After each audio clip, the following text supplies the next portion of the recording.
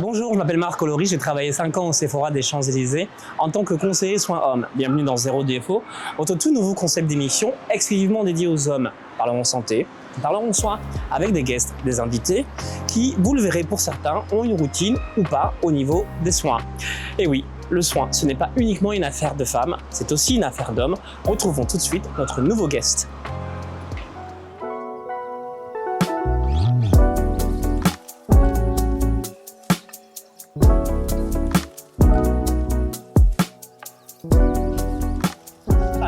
Rachaud, merci de faire partie de notre nouvel invité, notre nouveau guest pour Zéro Défaut. Pourquoi Rachaud? Parce que c'est pas ton vrai prénom, c'est un surnom ça. Exactement. Rachaud, depuis que je suis plus jeune, tout le monde m'appelle Rachaud. D'accord. Et ton prénom c'est Rachid? Mon prénom c'est Rachid. D'accord, ok. Mais le Rachaud, il te colle à la peau. Exactement. D'accord. Et c'est ton nom de scène? Mon nom de scène, aussi. Même sur mes tenues de combat, c'est écrit Rachaud. D'accord, t'as écrit Rachaud. C'est ça. Alors, moi je me demandais pourquoi la boxe? Et ça fait combien de temps que t'en fais? Et pourquoi l'aspect professionnel alors que t'aurais pu rester en amateur? J'ai commencé il y a une quinzaine d'années à peu près. D'accord. Ouais, j'aime la compétition. D'accord. T'aimes bien frapper les gens? Non, je plaisante. Est-ce que tu peux nous rappeler pourquoi est-ce que la boxe, elle a une image aussi populaire, même si c'est un sport qui reste violent? La boxe, tout le monde voit ce côté violent. Mais moi, le seul conseil que je donne à chaque fois, c'est d'abord d'essayer et de découvrir qu'en réalité, c'est pas vraiment de la violence. On le compare souvent aux échecs. C'est vraiment un sport de tactique. De maîtrise de soi, faut maîtriser, de patience. Exactement. Ok. Et c'est un sport qui développe énormément de choses. Parce que de base, je faisais du basket. D'accord. Et tu voulais être pro aussi au niveau du basket? Je jouais, j'aimais bien le basket. Si le pro venait, je prenais ce chemin. Et qu'est-ce qui s'est passé? Et j'ai eu un début de scoliose. Ah, le dos? Le dos, exactement. Très bien. Et j'allais voir le kiné. Et c'est mon kiné qui m'a conseillé la boxe. En me disant qu'il essayait la boxe, ça muscle un petit peu le dos, ça ferait du bien. Et du coup, je me suis lancé dans la boxe comme ça. Et quelle est ton actualité puisque tu es boxeur professionnel? On rappelle que tu donnes des cours aussi en perso, en coaching personnel. On mettra dans la vidéo les liens de tes réseaux que les gens pourront aller consulter. Quelle est ton actualité par rapport à ces combats à venir, des élections? Alors, il y a 2 semaines, j'ai combattu en demi-finale pour une compétition qui s'appelle Jean-Claude Boutier. Compétition mise en place par la Fédération française de boxe. D'accord. Donc là, j'ai remporté la demi-finale, donc je suis qualifié pour la finale. Ok. Pour l'instant, on n'a pas encore les dates, mais... D'accord, mais ça, c'est à venir. De toute façon, sur tes réseaux, tu mettras la date pour que les gens puissent suivre. Quand on fait de la boxe, on se prend des coups sur le visage. Je crois que tu as une blessure il y a pas longtemps. C'était quoi cette blessure? Je me suis fait une fracture du plancher orbital. Donc c'est l'os qui est juste en dessous de l'œil. D'accord. Voilà, une fracture du plancher orbital. Ça, c'était avant de participer à une finale? Avant de participer à la finale de cette compétition, Jean-Claude Boutier, l'année dernière. Donc là, je reviens un petit peu et tu t'es pas blessé cette fois-ci? Pas du tout. On croise les doigts. Et du coup, c'est un sport où il faut faire quand même un peu attention à soi. Est-ce que toi, tu as une routine côté soins pour revenir à zéro défaut? Ouais, alors moi, j'ai pas du tout de routine. Depuis tout petit, je mets du beurre de karité. Très bien. Je grandis avec le beurre de karité et je change pas. D'accord. Alors, c'est ce qu'on va voir dans la deuxième partie de Zéro Défaut. On va analyser ta routine dans un premier temps, voir au niveau des conseils aussi. Alors, on est en mois de juillet, donc on parlera bien évidemment des solaires.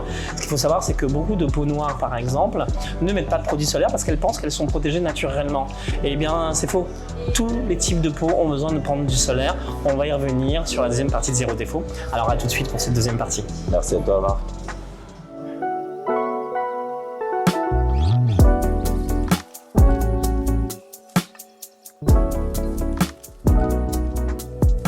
Alors Rachaud, merci de nous suivre sur cette deuxième partie de Zéro Défaut.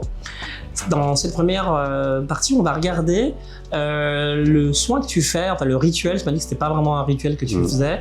Et est-ce que tu peux nous dire et nous montrer le produit que tu utilises? J'ai entendu beurre de karité tout à l'heure. Bien sûr. Alors, est-ce que tu peux nous dire ce que tu fais du coup quand tu finis de te laver? Parce que tu te laves. Bien sûr. Alors, qu'est-ce que tu fais? Je me lave plusieurs fois par jour même. Plusieurs fois par jour? Ah oui. T'as pas peur d'avoir la peau décapée après? Ah non, pas du tout. Surtout en été. Surtout l'été, c'est vrai. Et puis surtout après un match. Ou après un cours. Alors, qu'est-ce que tu fais après t'être lavé? Je me lave. Et après, je me sèche. Tu te sèches? Et je m'étale avec le beurre de karité. Sur tout ton corps ou que le visage? Non, partout. D'accord. Et tu l'as ramené, je crois, le produit. C'est ça. Hein. Alors, pourquoi du beurre de karité? Parce que j'ai grandi avec. D'accord, c'était tes parents à la base C'est qui. ça. D'accord. Alors c'est vrai que le beurre de karité a des particularités, c'est que c'est une texture qui est extrêmement riche Oui. et qui hydrate. Et tu sens pas un inconfort de mettre du beurre de karité Non, parce que je suis habitué. T'es habitué, d'accord. Et dans la journée, t'as pas l'impression de briller un peu plus. Pas du tout. D'accord. Ok, donc à chaque fois, c'est quoi? C'est une noisette ou tu te tartines le visage? Là, c'est je prends et j'étale dans la main et D'accord. D'accord, ok. Vraiment du beurre de karité. beurre de karité. Ok. Eh bien, on va voir dans la suite, par rapport à ton diagnostic peau et ce que tu as l'habitude de mettre, si c'est quelque chose qui est plus confort ou si c'est quelque chose qu'il faut plus changer ou pas. Et bien sûr, on va attaquer derrière les solaires. Donc à tout de suite pour la dernière partie de Zéro Défaut.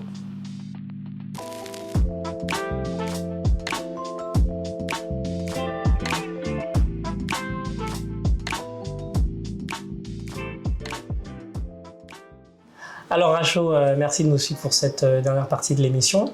Alors si je me souviens bien, donc tu te laves, tu te rinces, tu te sèches et puis tu utilises du beurre de karité. Exactement. Alors si je dois faire un diagnostic de ta peau, tu as une peau plutôt mixte à tendance grasse, ça veut dire quoi? Ça veut dire qu'elle est sèche sur le côté et qu'elle aurait tendance à briller sur la zone T. C'est quoi la zone T? C'est le front, le nez et le menton.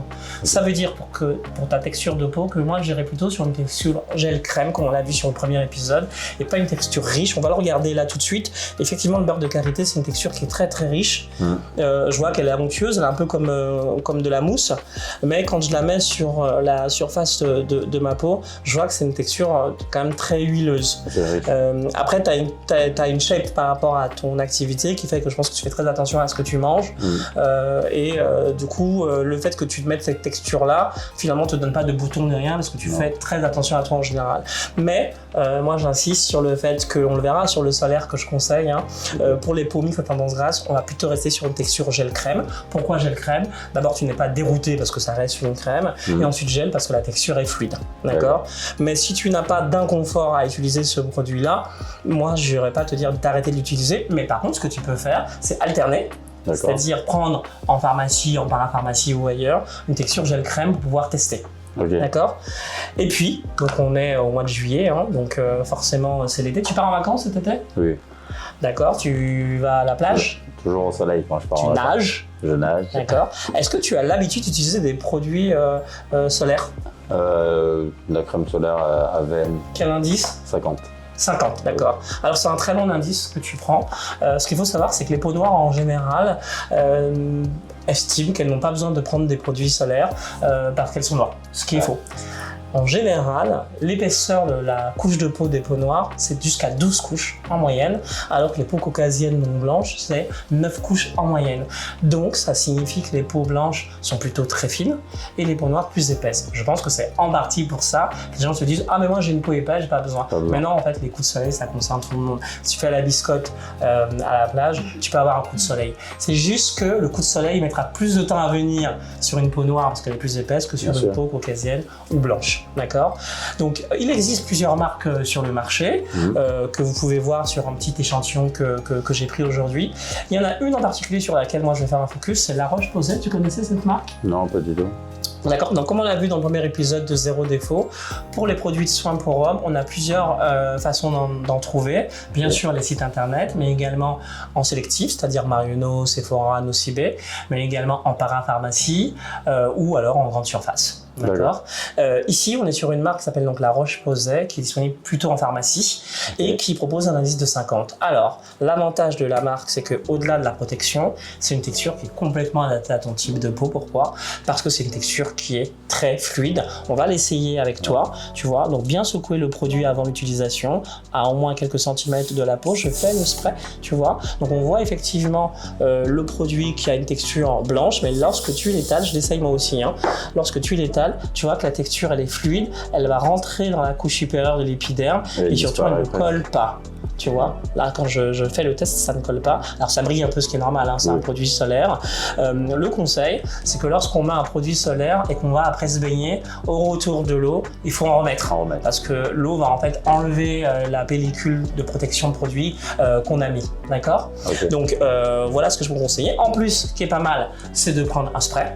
parce que un spray c'est beaucoup plus facile à utiliser quand on utilise ce genre de produit, et au niveau de ces textures là, on peut se badigeonner en quelque sorte le visage, voilà, et le corps. Alors, je vais te l'offrir. Merci. D'accord, comme ça tu es protégé pour tout l'été. Merci. Merci Rachaud d'avoir participé à Zéro Défaut. Et je vous retrouve très bientôt pour un nouvel épisode. Merci à vous. Retrouvez le lien du produit en description juste en dessous. En dernier conseil, n'oubliez pas que même si vous choisissez Antelios XL qui a un indice élevé de protection puisqu'on est sur du 50, il faut éviter de s'exposer entre 12h et 16h.